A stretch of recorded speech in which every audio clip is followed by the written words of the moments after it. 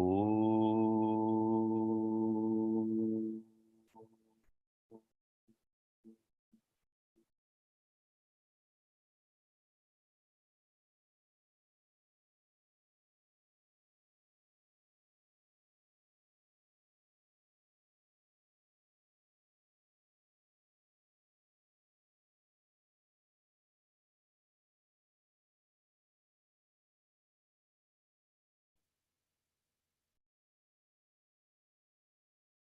Om.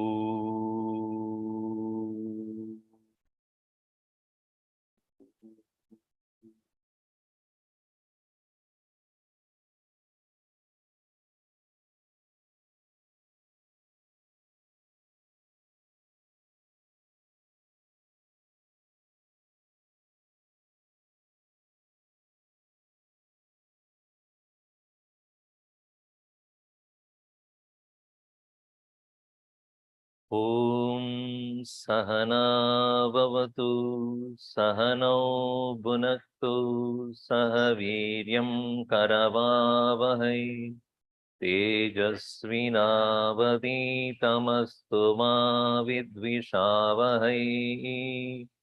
Om Shanti Shanti Shanti. Samasta Jana Kalyani Niratam Karunamayam Namami Chinmayam Devam Sadgurum Brahma Vidvaram.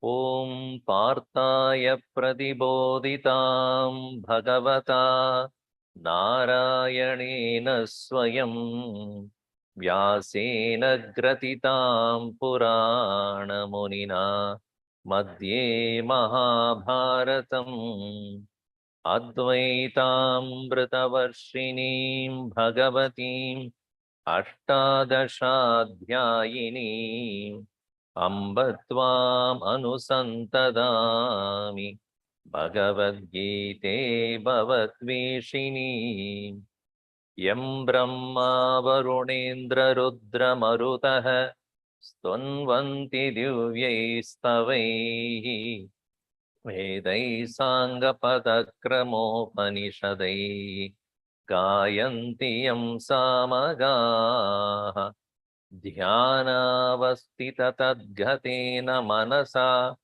Pashyanti yam yogino Yasyantam na vidussura suraganaha Devaya tasmai namaha Devaya tasmai namaha.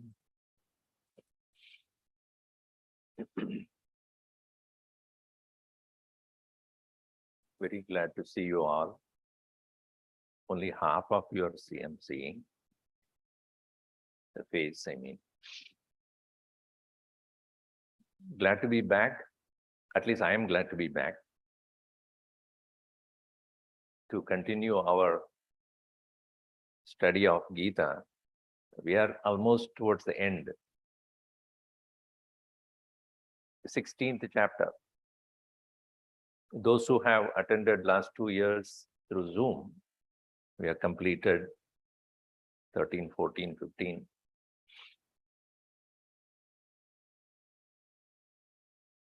And those people who have joined us in the last 2 years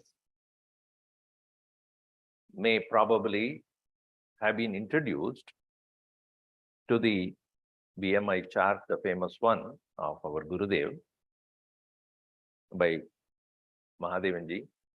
So I don't need to introduce that again. Human life is unpredictable.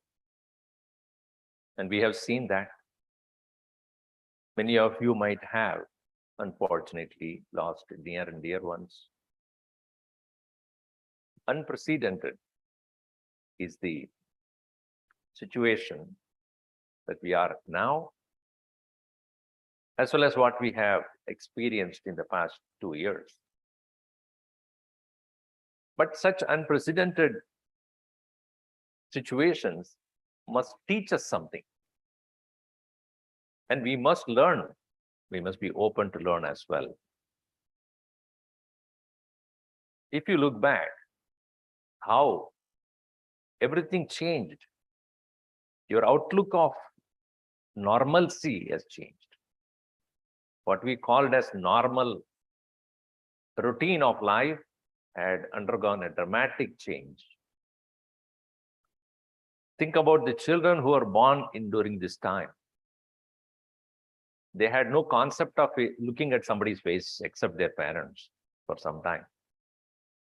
It is said that there are so many psychological disturbances might have even happened in the child which is born recently because of the lack of interaction with people. However, we are slowly coming out of it, and I hope that we will eventually completely get released from this as well. Now, coming to the chapter 16, very interestingly, the topic is about the twin personality in us, divine and the devil. Daivi Asuri Sampat Vibhaga Yoga. Vibhaga means division, differentiation. This Vibhaga is none other than Viveka Buddhi, ability to clearly see difference between good and bad, right and wrong. We have the intellect, as Gurudev would say, Buddhi. The function of the Buddhi is to do this differentiation. Where the mind is clouded by the emotions and feelings and experiences and memories, desires and wishes and demands, and the mind is incapable of differentiating between good and bad. It will merely go by what is demanded by the senses. The body is none other than composite of many sense organs. In fact, body itself is a one whole sense organ only. The physical body is entire body is a sense organ. Because the sense of touch is there from top of the head to toe. That's why in Bhagavad-Gita we have only 4 horses. Bhagavad-Gita chariot, if you see, driven by only 4 horses. Seeing, hearing, tasting and smelling. Because touch is the whole thing. In every one of them it is there. Mind being enslaved by the senses, demands of the sense and sense gratification, it cannot efficiently discriminate or differentiate. Therefore, in all Bhagavad-Gita chapters, this Viveka is again and again brought. Kshetra Kshetrajna Vibhaga Yoga. Shraddhatraya Vibhaga Yoga. Gunatraya Vibhaga Yoga. Vibhaga, as I said, Viveka. And as a human being, we are to develop this very clearly. Otherwise, between we as human beings and other 4-legged animals, there is no difference at all. They also eat, they also mate, they also sleep, they also drink, they also are merry. In what way we are different as human beings? Oh, we stand in 2 legs. That's only difference. Oh, we live in houses. Oh, maybe. We go to office, unfortunately. Because if you had the ability to survive yourself without going anywhere, will you go? If all that you wanted, you get it in one place, will you go anywhere else?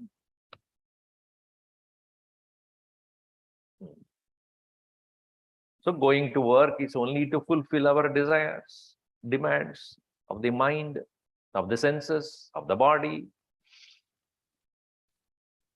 So what is that which is making an individual unique, a human being unique? Is ability to think and change the course of life. So in this chapter, Bhagavan Krishna begins with The twin personality that all of us have. Daivi, Asuri, Sampat. Sampat means quality.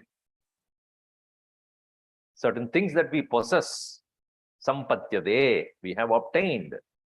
That's called Sampat. What we have already possessed as characteristics. Oh, nobody can say, I am divine person. Why? I take wine every day. By taking wine, you don't become divine. Nobody will. So, divinity is inherent in us. It's not something which we don't have, we already have. But it is overpowered and shrouded by those which are undivine. That is why Swami Vivekananda, when he addressed the Parliament of Religion, he said, Amrutasya Putraha. Oh, brothers and sisters of the divine Lord. Why? Because essentially we are divine. Ananda Sadana, we just saw that. Matanga Vadana, Ananda Sadana. Ananda Sadana means what? Very abode. Sadanam. Very abode of Ananda is Bhagavan. And he himself is present in us as Ananda. But that Ananda, the bliss that we are, is not available to us. That is the reason we go here and there, running for after this and that. Simple logic will tell you. Why do you say that? How do we prove that we are basically of the nature of Ananda? Because what do you want in life? I want more and more misery in my life, Swami. Nobody says that. Essentially, we are Ananda, and that is where we are comfortable and peaceful and restful. Whenever we are moved away from that point, we become restless. All of you, 6 hours back, where were you? Ananda Sadana. Anandamita. Is it not true? We were all in the state of, I would not say bliss, peace. Bliss is different. We are at the state of peace. Why peace? Because we are in single peace. Our mind was not split. Mind was not going here and there because mind was not there. This world was not there as far as we are concerned. We didn't disturb anybody. Nobody disturbed us. Yasmanna udvichate lokaha lokanna udvite chayah. That is the state it was. We were not disturbed by the world, and world is not disturbing us. Were we not at the state of peace at that time? Did we demand anything else at that point? No. And when you wake up, immediately all other things have started to demand. But whenever we move away from our state of peace, restlessness starts. And we cannot even help it. So many desires and so many demands of the senses are there. And so as soon as you wake up, the body, even though you had a good dinner before you went to bed, morning you get up hungry. Even if you are not physically hungry, psychologically hungry. I want coffee. I want to see the news. What happened in the world? While remaining in the bed itself, you look at your home mobile. Everything starts. So essential nature of all of us being that of the divine nature. But unfortunately, we are overpowered by those which are opposite to it. And this discrimination clearly should take place. And this discrimination is what is called Daiva Asuri Sampat Vibhaga.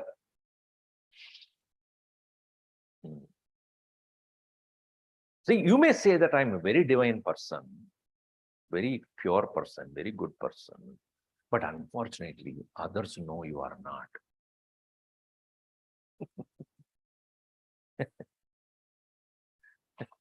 That's why you better don't ask anybody, what do you think about me?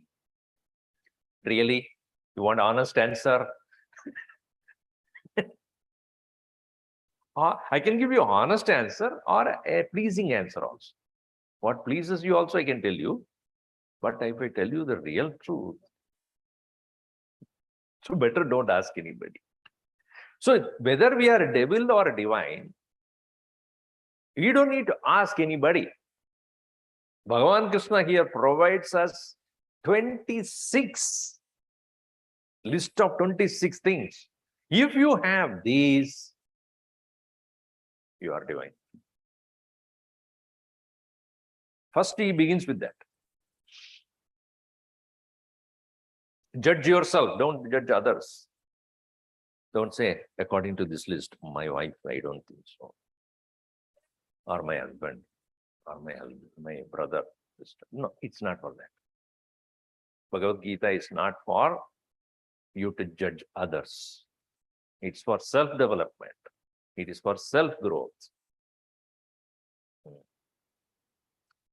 So in the 9th chapter itself, Bhagavan very clearly had indicated this subject matter. Mogasha, moga karmana, moga jnana, vichetasaha, asurim, rakshasim, asurim chaiva, prakritim mohinim shritaha. Moga ashaha. Moga ashaha means those who have hopes which are impractical. Moga means vain, useless, fruitless. There are certain people, I mean, most of us, not very certain, we think that out there is joy in the world and I go after that, I will get what I want. That is called Moga Asha. Hope that will never get fulfilled. Everybody will be happy with me. No. I am always happy whenever I get something. And I get what I do not want. When I don't get what I want, I will be unhappy. These are all pre-programmed in your head. And because I feel unhappy, therefore I go after things. Or if I get whatever I want, I become proud and arrogant. Also, actions that we do also, moga karmana, engaging in actions which are also no permanent result, temporary results. You get it today, tomorrow again you have to work, again you have to do it. And we have been doing for many lives. Not only in this life, we have done it many thousands of lives before. And we never learned. Mogasha, moga karmana, moga jnana, atma jnana vihina. Those who do not have the correct knowledge about themselves. Only thinking about dehatma bhavina. Deha atma, body alone is me. In that way, they are so confined to merely fulfilling the needs of the body. And all that knowledge they gain also only for that. Vichetasaha, without thinking. Rakshasim, asurim, prakritim, mohinim, ashritaha. Gurudev used to give the beautiful meaning for Rakshasa.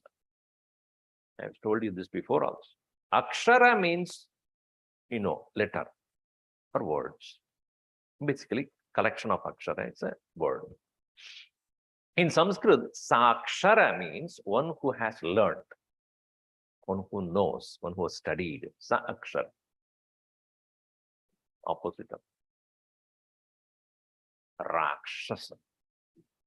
Meaning, what you have learned, when you use it, you are a Sa-akshara. What you have learned, you use it for a wrong purpose.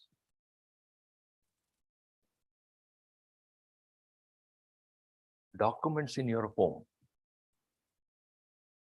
hiding from people. Rakshasa. Ravana was a Rakshasa. He was not unlettered person, uneducated person. Was he? He was a great Sanskrit Pandit. He was a great devotee of Shiva, but with arrogance. So when your knowledge do not anymore serve you as well as others in the world, instead it only arrogates you, makes you proud and egoistic and arrogant and persecutes people around you. You may be intelligent, you may be smart, you may be educated person. Rakshasa.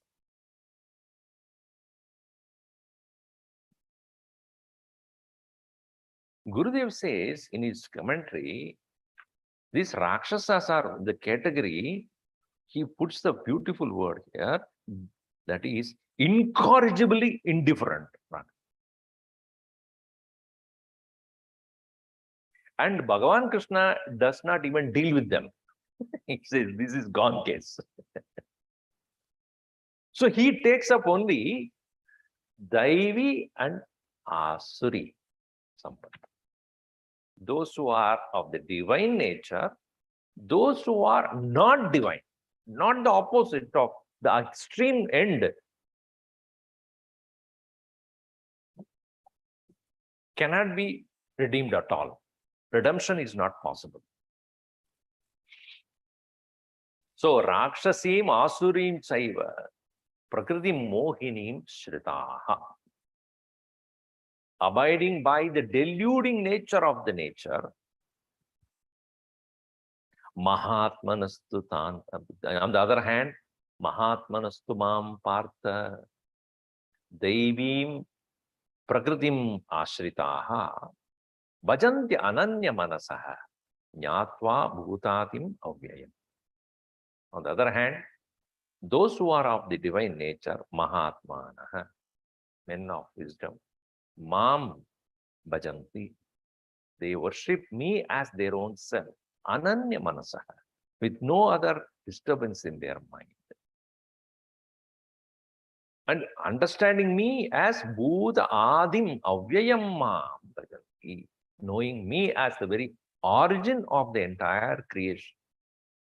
Mahatmanastu Mam Partha Devim Prakritim Ashritaha Bhajanti Ananya Manasaha Nyatva Bhutatim Avyayam. It is indicated in the 9th chapter itself. So slowly unfolds. Now what I said there, now I'm going to explain.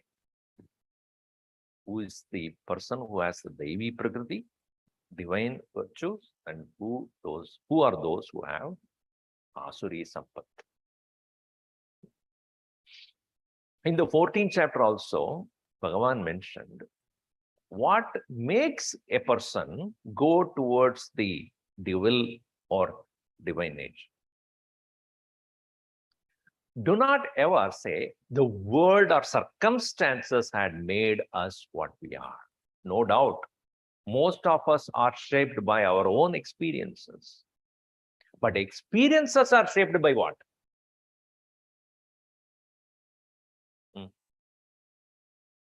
All of you are sitting here. Not all of you are listening. I know that. The atmosphere is created for you quietly, calmly. Your children are being taken care, and here you are sitting down, hopefully listening. That's my hope. Maybe it's a moga asha. I don't know. But I'm sure that not all of you are listening to it. Why? Because your state of mind decides your state of experience. Experiences are not always external. Let me give you an example. If you take your hand and put in the fire, whether you put it or I put it, whether educated or uneducated, knowingly or unknowingly, you will get the experience. All of us. There is no discrimination at all.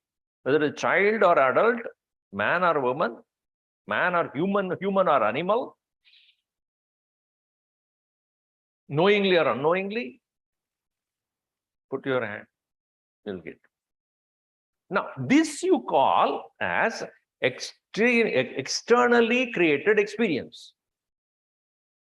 It is not decided by you. It's a nature.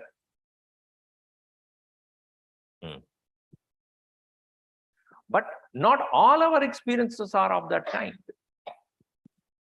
What makes our psychological personality here is decided by the state of mind at that point of experience. Pay attention. Even if I give you the most pleasant news to you, if your mind is disturbed by something else at that time, you will not be happy.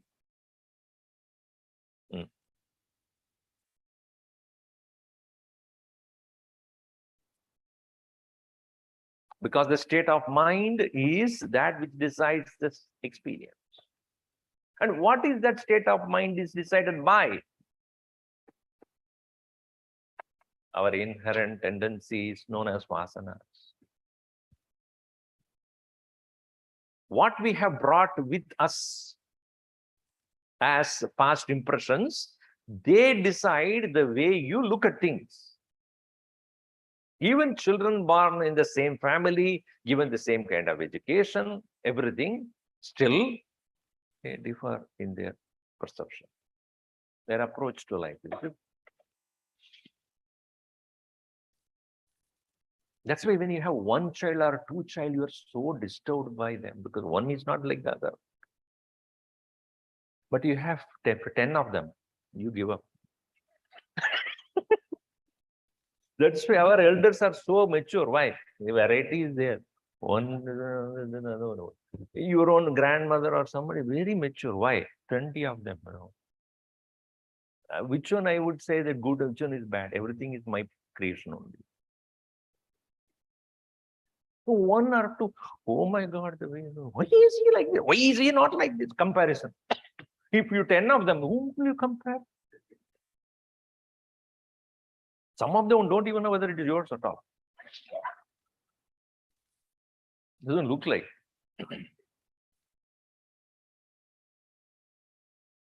So, what decides the state of mind at that time of experience? Tendency. We are born with certain inherent tendencies. These tendencies do not express directly. They express through gunas. This is why 14th chapter he explained that. The tendencies in us do not express directly. They are filtered through sattva, rajas, and tamo guna. What do you mean by filter? A sattvic person, a person of sattvic quality, sattvic state of mind, even as the vasanas are demanding an action, he can let go.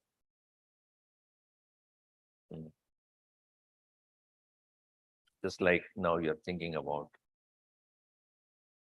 modak. I put you in your head, modak. Do you like modak or not? Yes. You want it right now? No, after the lecture. That is called sattva. No, you can say not now. Even though that is desirable, I want it, but not now because I'm seriously listening to something. So your mind is concentrated upon something or thinking about something, and or you are doing the puja or you are doing some japa or meditation, and that say, I don't want this right now, let me think about it later. How did you do that? Because in the state of sattva, viveka is on the high. That's why Bhagavan Krishna says in 14th chapter, Urdhvam gacchanti sattvastaha. Sattva gune sthitaha urdhvam gacchanti. Urdhvam, they go up. Meaning what? They rise above their sense demands. That is called urdhvam. It is not that they go up somewhere. A very sattvic person, he went up. It's not like that. He went up somewhere. Even though we say, oh, this person is so divine, he went to heaven. Nobody goes anywhere up there. No, in the, for the sake of metaphorically, we can say above means risen up. No, don't they? People ask you, is your children are growing up? No, they say, where are they growing up? Physically, they may be, becoming taller. But urdhvam here means they have risen above indulgences, gratification of the senses. They're above unwanted, insignificant disturbances around them. They do not unnecessarily get agitated by trivial things. But sattva is high. So, even as the vasanas are present, nobody is free of that. All of us have got enough inherent impressions. Sometimes they come out, sometimes they don't come out. They will come out after some time also. None of us are born with a beer bottle in our hand. Where did you pick it up? Swamiji, my friend, he only introduced me to that. He may introduce, but why did you take it up? When I was growing up, when I was in the university, etc., around me were all those people who were smokers and drinkers. I mean, I'm not just patting on my back, but thank God, my parents have very clearly said, if you touch it, you go out. Don't come back. So that was, in my mind, I would not. Even as though others around me were doing it. So that is when you clearly see that this is not necessary for me. When you thus come to realize that, then letting go is unregretful. You won't regret about it. I don't want it. That's all it is. No question asked. So sattvastaha urdhvam gacchanti means those who rise above the mere insignificant temporary pleasure. On the other hand, those who are unable to do that, again, the vasanas get not filtered, get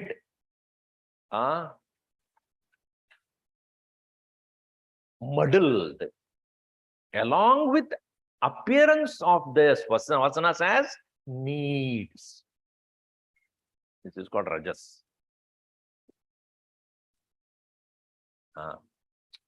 You look at people around, everybody is doing, so I will also do. That is rajas. You understand? You go by the people around, everybody is doing, therefore I do it. Everybody is drinking, therefore I drink. Why? There, you are not using the discrimination. See? Rajas is that which merely goes by, or it appears to change the vasana into need. Swamiji, otherwise we will become social, what do you call that? Anti-social. Your children have that kind of a statement. Why do you do that? Otherwise you will be anti-social.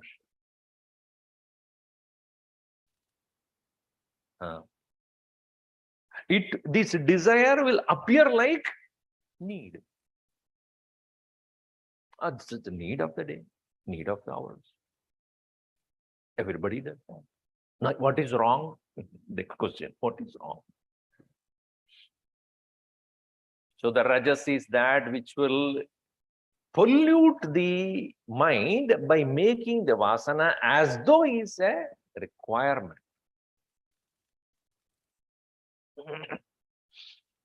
Madhye tishtanti. Meaning what? You're according to the standard here. You are not ready to let go and rise above. That is why they manushyaha. Manushya does not mean human. In the human world, remain according to the social norm or customs. Everybody is therefore it is. So they remain their status quo. They never question their own behavior and actions to rise above. That's why Guru always said that Nitya Sattvasto Bhava, meaning if you remain in the same condition, you will never be able to move ahead. Swami Tejamayandi would say, if you keep doing what you have been doing, you keep getting what you have been getting. Even in the professional world, is it not true that you are expected to enhance your skills and abilities so that you go to the next level? For which you need to put your own effort. Now what I'm doing is okay, but I need to move ahead and become better. I have to gain more skills. Then I will go above in the standard. Similarly, in your own mind, if you do not let go of the so-called needs, which you yourself decided to be, will remain in the same condition. Gurudev said, Chinmaya Mission is not a building. It's building people. When we come to learn, we must become better. Every time we learn, we become better than before. That you only can judge, nobody else.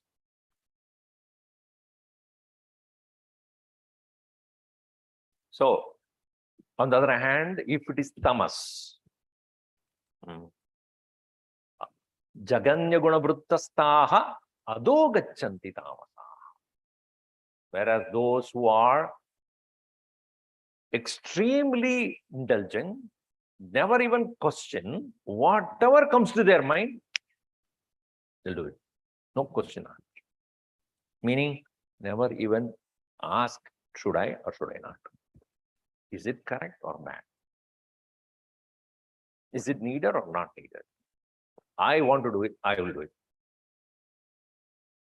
Then, Ado Gacchanti. They go down, meaning what? Even this kind of world, they cannot live because they have a secret life. Secret demands are met. Secret pressures are taken up. Why? Because even this world, they cannot live. They have to hide themselves, do things which are not acceptable by the world. That's why they are always portrayed as dark. Dark does not mean the color, darkness of the mind. Why? Because they hide and do things which they do not want anybody else to know. Adogach.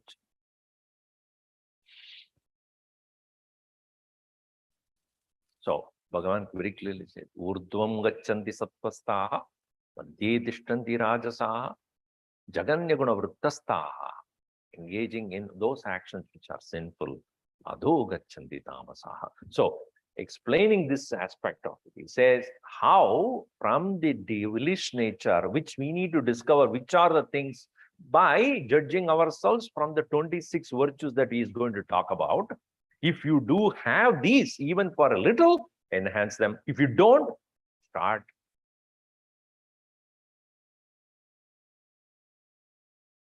What are those 26 virtues? Let's see in the next class. Next class. After you are becoming laborious, finishing your labor day, you are given some rest, because you have been laboring for a long time. I'm telling all the men on that day, please give freedom or make your wife relax. Don't ask her to cook. Don't ask her to do any of the household things. You do it. That is how you give rest to your better half. What are you saying? Yes?